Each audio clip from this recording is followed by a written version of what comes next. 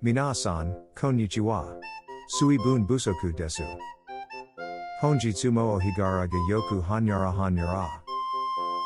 今日は、スイスポのエンジン音をしてもらいたいんだ。中地は、モンスタースポーツ純正股間タイプのエアカリナで。配置は、トラスドのエマニと、スポーツ触媒にしているんだ。ちなみに、マフラーはノマルディオ。じゃあ、してもらうね。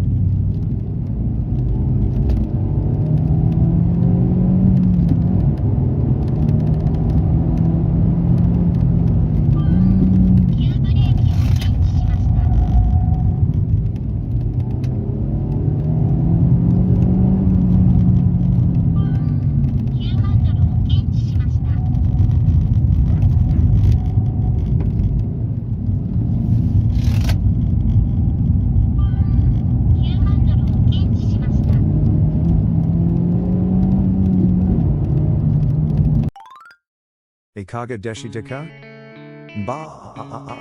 手音がとても心地よかったですね。Anyway なので、回転の音が刺激的です。多分も良いけど Anyway もいいよ。今日の動画はここまで。この動画が良いと思った方はグッドボタン。チャンネル登録もよろしくお願いします。